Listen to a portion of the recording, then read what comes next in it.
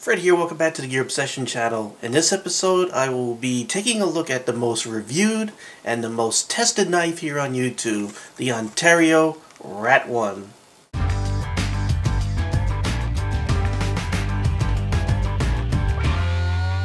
just got this in the mail today. I'm going to be replacing my current everyday carry, the Recon 1 by Cold Steel, with this guy. I got it from KnifeWorks. Must have got it in like 2 days from, 2 working days from when I ordered it. It was at my doorstep. And KnifeWorks was recommended to me by the Cajun Blaze. He had a video. He recommended it to me on there. So I'm going to provide a link below. This is sort of a shout out for him. He has a lot of good knife reviews. Anyway, incredible price for this knife. $30. When this thing first came out, it was like $70, so you're getting a pretty good knife for a good price. So let's talk about the history real quick before I open this up, because this is going to be the most complete review of this knife on the interwebs. Ontario Knife Company began in Naples in New York in 1889. The name of the company was derived from Ontario County. That's where Naples is sort of situated. On April 2002, Ontario Knife Company was licensed by Jeff Randall. Remember that name, Jeff Randall. He's one of the owners of Randall's Adventures of Training, Rat. That's how you get that Rat name. To produce several of these knives, including this folding knife, the Rat Model 1, or what we usually just call Rat 1. Randall Adventure and Training is a recognized leader in Latin American jungle survival and domestic trading, and it's been around since 1997. So anyway, this license between Randall and the Ontario Knife Company was a 5-year agreement, and which again started in 2002, so 5 years later, expires in 2007.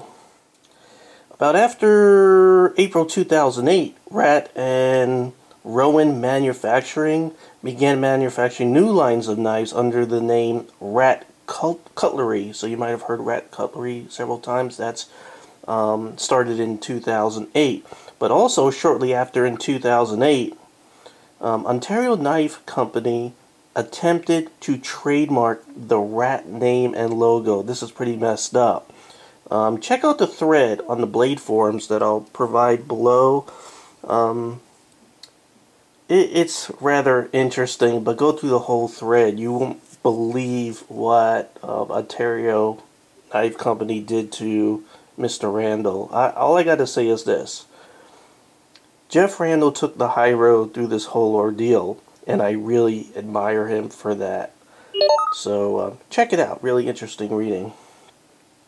Anyway, let's finally look at the knife. It must be like 3 minutes of talking about the history of this, and I haven't even showed you the knife. So, like I said, I wanted to make this the most complete review ever. So this particular model I have here is the 8848 Rat Folder. It's the black, plain black with the satin blade.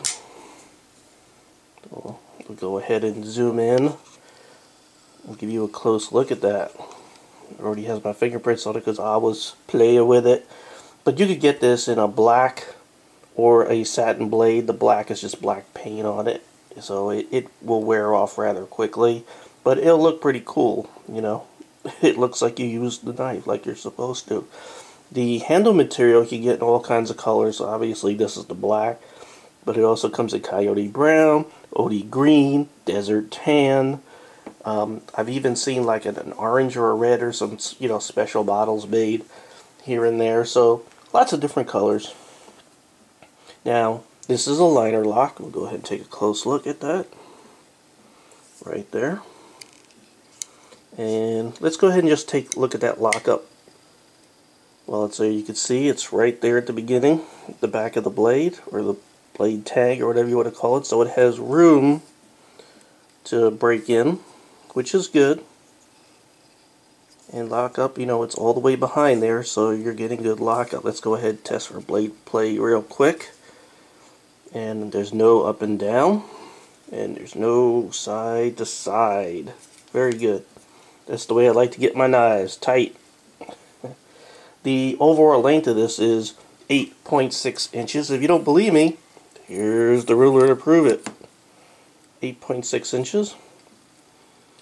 The steel is AUS 8, and it's 55 to 56 on the Rockwell scale of hardness. That's actually a little soft for AUS 8 compared to some other companies' AUS 8s. So I don't know what they did with the heat treatment on it at Ontario, but it's a little bit softer than AUS 8s from other companies, which, you know, I had to double check this because it was kind of weird, but I got these specs directly from Ontario, so don't know what to say.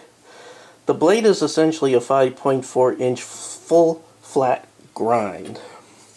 If you notice, nice flat all the way from the top. This sort of reminds me of my SOG Flash. It's like, I don't have too many knives with a full flat grind, and the SOG Flash actually has that, though obviously it's a smaller, thinner blade, but they're both drop points. So, now the problem with the full flat, which I do like, these make excellent slicers, but the problem is if you have a sharpening kit that clamps onto the top of the blade, it's not going to hold it square center. It's going to sort of go to one side or the other. You don't have a flat, like let's look at this Recon. You see how you have a flat surface to clamp onto here. You don't have that with full flat grinds, but these make excellent slicers, this design. It's inherent. Your cutting edge is 3.4 inches. So even though they say it's 3.5, or even some specs say 3.6 blade length, but you have a really large shoulder on the blade here, so you're really getting 3.4 of cutting area. Let's look at the thumb studs. Close look. Oh, there we go. We gotta get focus there. And you can see it's a pyramid step design. Really easy to get your finger behind. Let's go ahead and, yep, no problem. No problem. Okay, let's go ahead and see if I could open it up nice and quick. That's right out of the box. I did not mess with this pivot screw, and it flies out. But it's so tight, and yet it's so smooth. It's in just freaking... I mess up on camera, of course. But man, that's smooth. So, ambidextrous thumb studs, step pyramid design. No problem getting a good grip on that and push that blade out really fast. Where's the clip? Here we go. Here is your clip. Pretty good, pretty tight. Should have good retention to your pocket. But here's what I like about this. Holes, it's in there, holes. 4 points. You could mount this, so tip up, tip down, left-handed, right-handed. So this really is a ambidextrous knife. Get it? Studs and clip, both sides. Everybody's happy. The only thing is left-handed. You got to work that liner lock backwards. That's the only downside to left-handers. Lanyard hole. Nice big lanyard hole. No problem getting your 550 cord or whatever you'd like through there. And open design. These, you know, you got these nice steel liners here, which are solid, by the way. They're not skeletonized, which is why this thing weighs so much. We'll talk about that in a second. But it is open in the back, so dirt could get out easily. But it's very strong because you have 1, 2, 3, 4 pillars, and you have your blade stop right there, holding this all together, so it's still rock solid. You got your torque screws there holding the pillars in. You also your pivot screw. It's a torque, and by the way, under this clip here, it's another torque screw. That's kind of weird that you have torques on both sides of the pivot. I don't think I've ever seen that before. So if your clip is on the other side, you could use the torques, I guess, on this side to tighten it up if you have to adjust it, even though it doesn't need any kind of adjustment. So these liners, stainless steel, not skeletonized. Look at the weight. It's very handle heavy. This whole knife is 5 ounces. And those solid stainless steel liners is really contributing to the weight. But I'll tell you what, if you want to make it feel lighter, carry around the Recon 1 for a couple of months like I did. And when you switch over to the Rat 1, it's going to feel light. It's like about 0.4 ounces lighter. Let's talk about the handle material.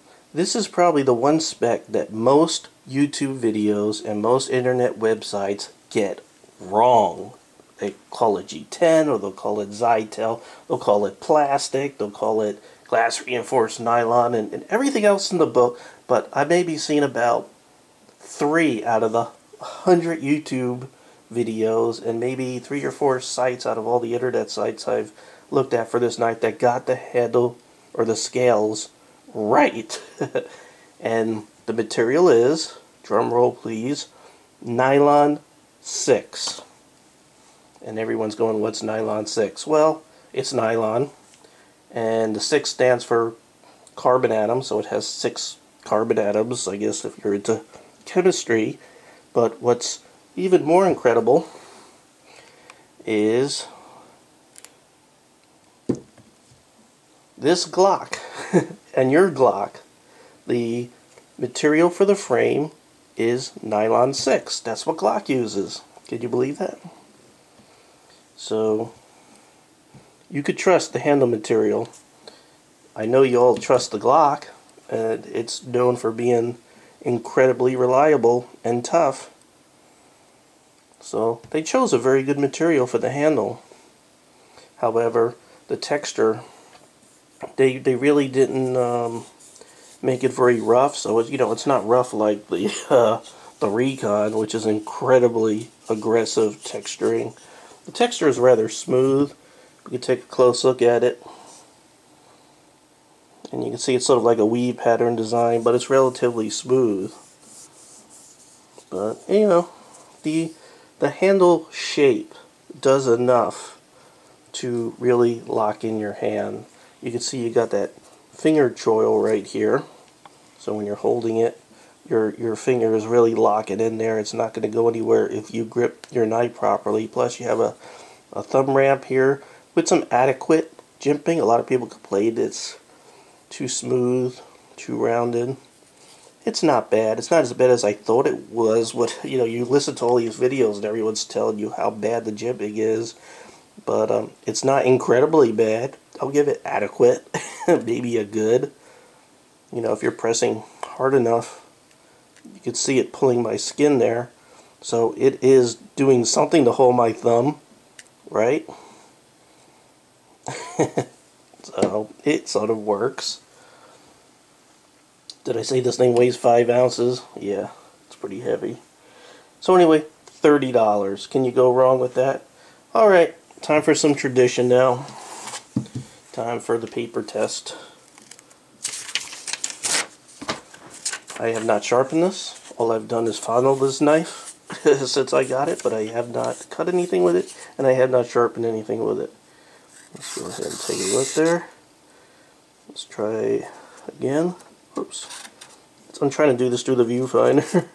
Let me just move my head over. And let me see if I can get like a push cut going here. Wow.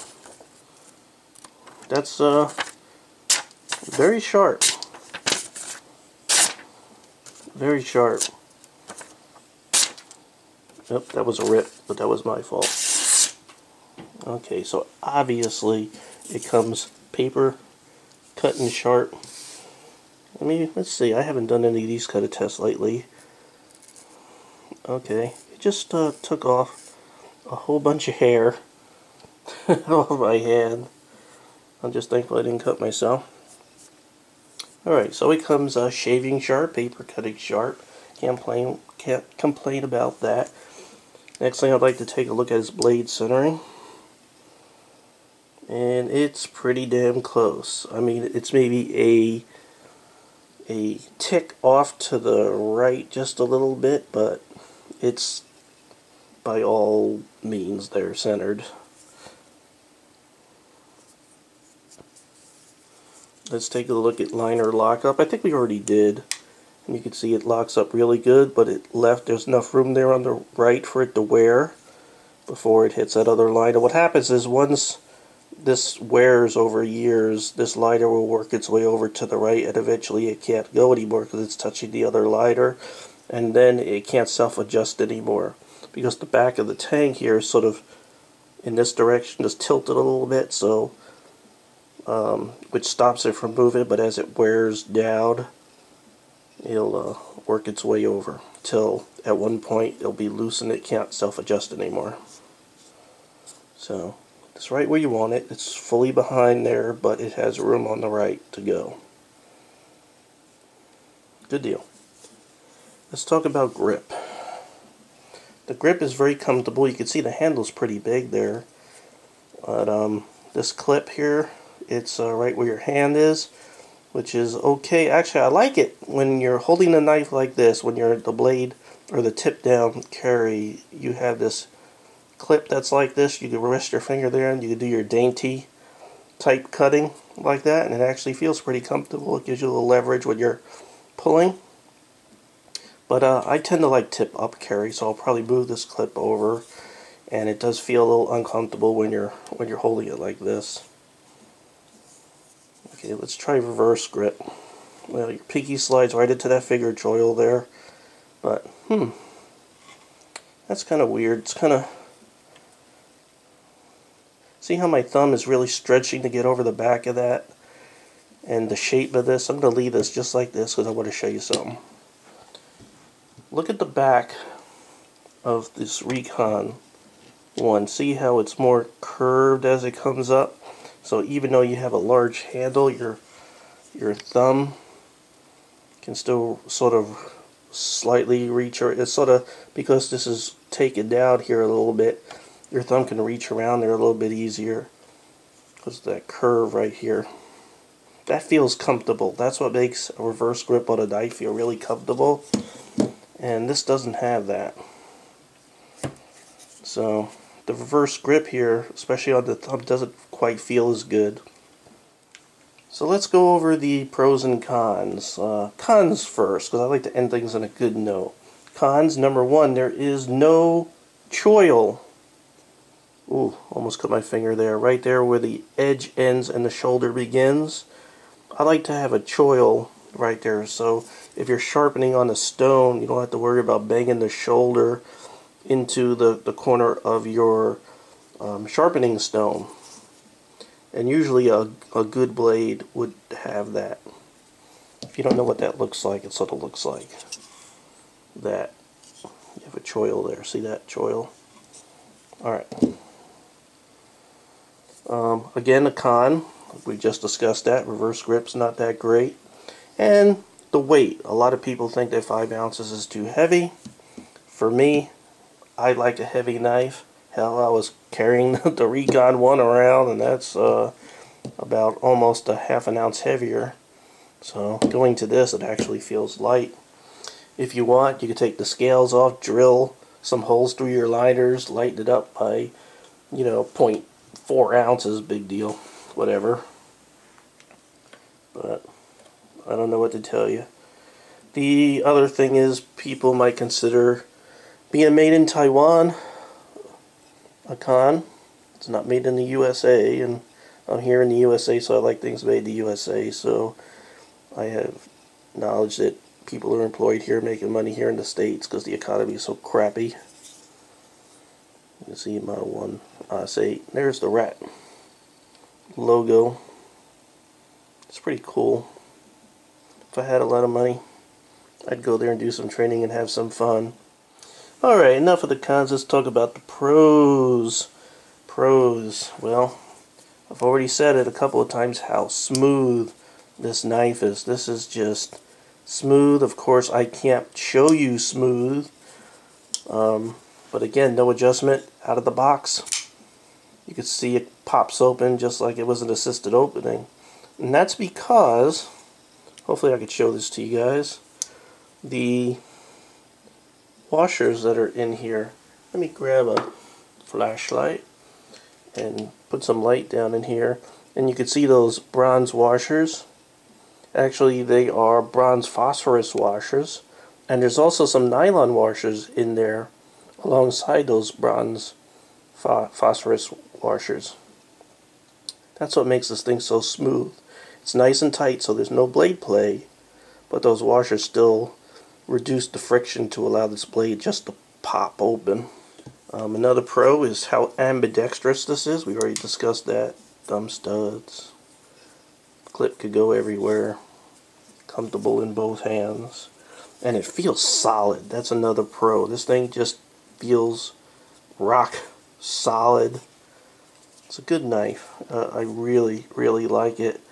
Now here's another thing that you don't see too many people review. I'm going to close this, and you see how I just...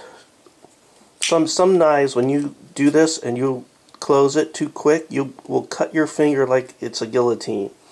But the shoulder of this knife is so long that it extends into the finger choil area. So it really reduces the risk of guillotining your finger off if you're klutzy. So there's a pro. And the last pro is the pivot screw. Has the Torx on both sides, Torx hole there, so you can adjust it if you have the clip on the other side. So, do I recommend the Ontario Rat 1? Oh yeah, this thing gets a 9 out of 10 because that price point being only $30 and you are getting one solid, a little heavy, but solid, large EDC knife. I consider this EDC. It's not quite tactical. You know, the clip point, and you got this large belly, makes for just a good slicing kind of knife, a good EDC, but it is large, so I would consider it a large EDC knife that you obviously could push into a defensive knife if you want to. I also had failed to mention that, you know, besides all those colors and the black or the satin blade, you could also get this in serrated, or, you know, the combo partially serrated blade if you want. So just about every style, manageable is available for this, as long as Ontario keeps on making them. So I really, if you don't have one of these, this is a staple in anybody's knife collection. I mean, there's certain things that you should have if you're a knife collector. You know, like I feel like the Recon one is definitely one. Of course, like a Buck 110, Buck 119. You know, those are like staples that have to be in every knife collector's collection. And the Ontario Rat 1 should definitely be one of those knives. But it also should be one that you should use and abuse, because that's what it was built for. So thank you very much for joining me here at the Gear Obsession channel. I really appreciate every friend, viewer, subscriber, and you. And I hope you have a great weekend. Bye.